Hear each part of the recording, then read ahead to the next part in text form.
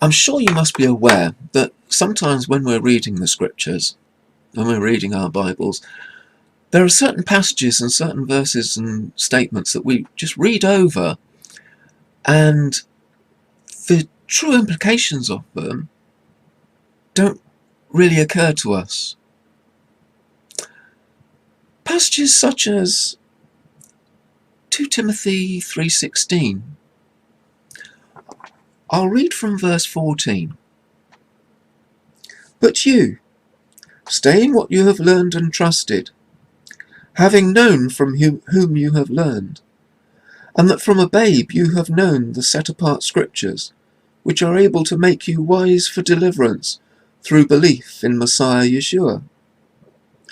All scripture is breathed out by Elohim and profitable for teaching, for reproof, for setting straight, for instruction in righteousness, that the man of Elohim might be fitted, equipped for every good work.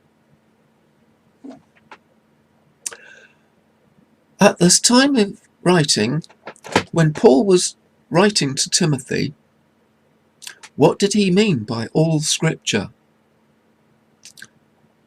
What scriptures was he referring to? What were the only scriptures they had back then? Because let's not forget, at this time,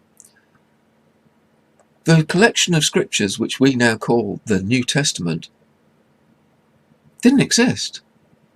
It hadn't been compiled yet, not for at least another 200 years, were all the letters and writings and documents gathered together and compiled into the New Testament. So what was Paul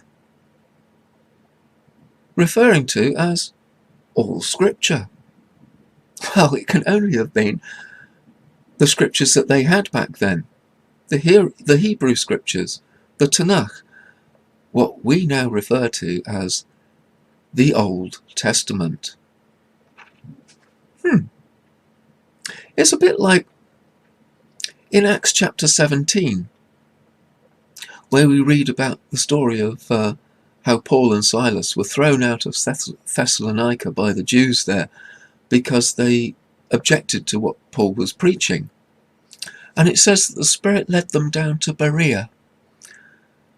And the Jews there were more noble than the ones in Thessalonica, and they received the word with eagerness, searching the scriptures daily to see if what Paul was preaching was true. Again, what were the only scriptures they had back then? What was being referred to?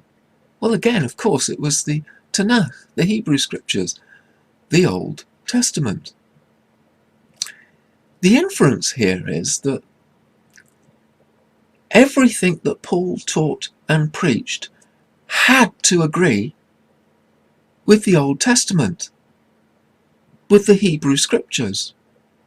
Otherwise, he was a false teacher. Interesting that, isn't it?